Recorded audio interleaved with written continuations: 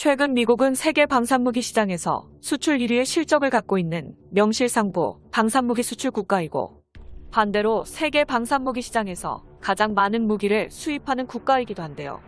이 중에서도 전쟁의 승패를 좌우하는 게임 체인저 같은 전술 무기는 당연히 미국이 자국 내에서 개발하지만, 의외로 레일건 포탄 같은 소모성 무기들은 해외산 제품으로 적극 수입을 권장하고 형태로 선회했습니다.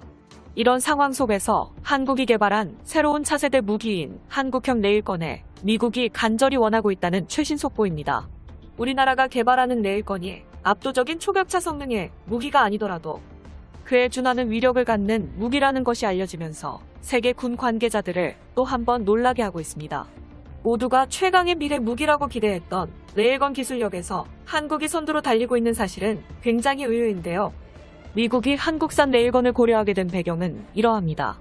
바로 미국의 레일건 무기 개발 계획이 난관에서 벗어나지 못하고 있기 때문입니다. 군사무기 채널 대고구려 제국 구독과 알림 설정은 영상을 제작하는데 매우 큰 힘이 됩니다. 현재 미국의 레일건 개발이 중지되면서 한국의 단계적 레일건 개발 선택이 매우 옳았다는 이야기가 끊이질 않고 있습니다. 2000년대 초 레일건이라는 무기 자체가 너무 미래지향적이라고 판단한 한국군 관계자들은 이미 오래전부터 레일건과 기존 화포의 중간 단계라고 할 수 있는 전열화 화포를 개발해 K3 전차에 탑재하려 기술을 개발 중입니다. 예정대로 한국 육군의 K3 전차에 전열화 화포가 장착된다면 아변강판 장갑지수 1300RH를 가볍게 뚫어버리는 세계 최강의 공격력을 가진 전차를 한국이 보유하게 되는 것이죠.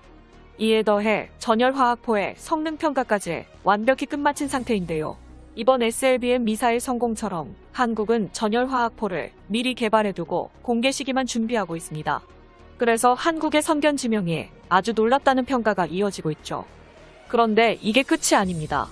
미국에서는 레일건에 탑재할 극초음속 포탄 사업 역시 예산 삭감이 이루어진 반면, 한국은 극초음속 탄약으로 발전할 수 있는 활강유도 포탄을 계속 발전시키고 있는 상황인데요. 미국이 레일건 분야에서 예산을 삭감한 것과 달리 한국은 끈질긴 신념으로 마침내 개발에 성공시킨 최신형 무기에 대해 알아보겠습니다. 대고구려 제국 TV 영상. 레일건이란 무기체계는 미래의 전장을 주도할 장거리 타격체계로 궤도에 전기를 흐르게 해서 강한 추진력을 만들어 탄약을 발사하는 무기입니다. 그래서 레일건이라고 부르는 것인데요. 좀 더 정확하게 따지면 한국이 개발한 것은 대포와 레일건의 하이브리드 형태인 전열화학포라고 할 수 있습니다. 레일건 계열의 전자포의 장점은 가격 대비 강력한 위력과 높은 은밀성, 그리고 다용도성이라고 할 수 있습니다. 또 레일건은 결국 전기를 이용해 발사하는데 전력 포탄이기 때문에 미사일보다 저렴하고 저위력에도 상당한 사거리를 기록합니다. 전력을 조정하면 상황에 맞춰 위력과 사거리를 조절하기 쉽습니다. 또한 기존 화포보다 폭금과 성광이 적어 야간에 적에게 탐지될 확률이 지극히 낮아지고 전열화학포를 탑재한 K3 전차에서 포탄을 발사하는 순간 바로 맞는다고 해도 과언이 아닐 정도로 엄청난 포탄 속력 역시 큰 장점으로 존재합니다. 미사일보다 장전이 쉽고 레일건을 사용하지 않을 때는 함정의 다른 설비로 전력을 보낼 수 있다는 점도 큰 이점이었는데요. 그래서 많은 이들이 레일건이야말로 화약을 이용한 대포를 대체할 미래 무기라고 확신했습니다. 하지만 막상 예산을 투입하고 실험이 진행될수록 전열화학포 대비 레일건의 한계가 뚜렷이 드러나기 시작했습니다. 게다가 소모하는 전력이 너무 엄청났습니다. 포 몇 발을 쏘면서 소모되는 전력량이 너무 어마어마해 만톤에 가까운 이지스 구축함조차 감당하지 못했는데요. 투입되는 전력만큼 생산되는 저항과 그로 인한 단열 역시 심각했습니다. 그래서 미국의 레일건은 몇 번의 시험 후 그럴싸한 장식용 무기로 전락하고 말았습니다. 미군의 여러 관계자도 레일건 사업이 취소된 것에 아쉬움을 금치 못하고 있었죠. 그런데 한국이 이번 SLBM 미사일 보유국에 등극한 소식에 이어서 전열화학포를 기반으로 한 차세대 레일건을 연구하고 있다는 사실이 밝혀졌습니다. 레일건에 관련된 국내의 연구는 국방과학연구소가 주도해왔는데요. 1990년에 한국전기연구원에서 국방과학연구소의 의뢰를 받아 플라즈마 전기장, 레일건의 기초 연구를 수행하면서 본격적인 개발이 시작됐는데요. 그러나 얼마 지나지 않아 우리나라 연구진은 레일건의 방식이 현대시대에는 도저히 불가능하다는 것을 간파했습니다. 그래서 우리 연구진은 레일건을 무작정 따라가기보단 전열화학포를 응용해 우리식 레일건을 만드는데 더욱 관심을 쏟았습니다. 전열화학포는 레일건의 형태를 가지면서도 기존 화포 무장과 굉장히 유사한 구조를 가지는데요. 다만 기존 화포가 화약의 폭발력을 이용해 포탄을 가속시키는 반면 전열화학포는 화약의 폭발력과 전기 에너지를 함께 사용한다는 차이점이 있습니다. 대고구려제국 TV 영상. 전기적으로 발생한 플라스마로 장약을 점화하고 약실 내 팽창력을 더해 탄자를 마하의 속도로 가속시키는 것인데요. 화학을 이용하는 화학 에너지가 추진력의 80%에서 90%를 차지하기 때문에 레일건에 비해 전원장치에 사용되는 전력을 10분의 1 이하로 줄일 수 있게 되어 현대시대 기술로도 한국형 전열화학포는 레일건의 70%에 달하는 어마어마한 성능을 갖추게 되었습니다. 화학포와 비슷하다고 해도 기존 화포와 달리 전력을 하이브리드로 사용하기 때문에 위력은 화포와 비교조차 할 수 없습니다. 기존 화포에 비해서 포탄의 속도와 포탄의 에너지를 6배 가까이 늘리는데 드디어 성공한 것이죠. 그러면서도 최대 압력과 평균 압력의 차이가 크지 않은 부드러운 가속으로 포탄의 가속에 아주 적합하다는 것이 판명되어 한국산 전열화학포는 지금 당장 개발 중인 K3 전차에 곧장 적용할 예정인데요. 게다가 레일건과 달리 민감한 추진제를 사용할 필요가 없어 안전성까지 뛰어납니다.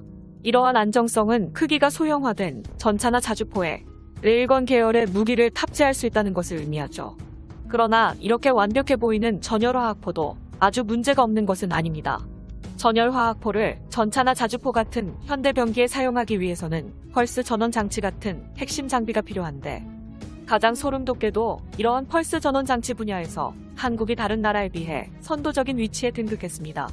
그 대단한 미국조차 펄스 전원 장치는 상당한 연구가 필요한데요. 그런데 우리 대한민국은 이미 끝마쳐둔 상태입니다. 이게 어떻게 된 일일까요? 사건의 진실은 이렇습니다. 이미 20년 전에 레일건이 현대시대의 개발이 불가능해 현실성이 떨어진다는 사실을 우리나라 연구진들이 파악하고 보다 현실적인 미래 무기인 우리식 전열화학포를 개발하는데 심혈을 기울였기 때문입니다. 우리 국방과학연구소는 이미 1997년에 전열화학포의 시험에 연속 성공을 보도하며 꾸준히 그 성능과 신뢰성을 발전시켜오고 있었는데요. 2006년에는 구경 30mm, 2009년에는 구경 120mm, 2014년에는 140mm 개발에 성공했다는 사실을 일반 시민들에게 알리기도 했습니다. 그만큼 한국의 기술력이 자신이 있다는 겁니다. 이러한 한국산 전열화학포는 2030년부터 생산될 K3 전차의 주포로 탑재될 예정인데요. 이미 발사가 가능한 실물의 영상은 기밀리에 보관되어 있으며 양산을 위해 신뢰성을 높이고 정비 난이도를 낮추고 있는 상황입니다. 그리고 미국은 레일건 사업이 취소되자 시선이 한국으로 향하고 있는 게 느껴지고 있는데요. 미국 역시 차세대 에이브람스 전차에 탑재할 무기로 한국형 전열화학포 같은 무기체계를 고려 중이고 이러한 전열화학포를 보유하기 위해 한국과 협력할 가능성이 매우 높아지고 있습니다. 대고구려제국TV. 그래서 많은 군사 전문가들은 전열화학포 체계가 기존 화포 체계를 무너뜨릴 수 있는 게임 체인저라고 평가합니다. 이 때문에 미국은 취소된 미래 무기들을 대체할 수 있는 새로운 무기를 찾고 있는데 그런 미국의 눈에 우리 방산기업들의 차세대 전열화학포는 없어서는 안 될 존재이지요. 이 정도면 미국의 차기 전자포 사업에 우리 대한민국 기업이 참여하지 못할 이유도 없어 보입니다. 오늘도 대한민국의 영원한 자주국방과 한민족의 밝은 미래를 위하여 함께 노력합시다. 이 동영상은 유튜브 채널 대고구려제국에서 제작하여 게시합니다. 끝까지 시청해주셔서 감사합니다. 다음 영상에서 만나요.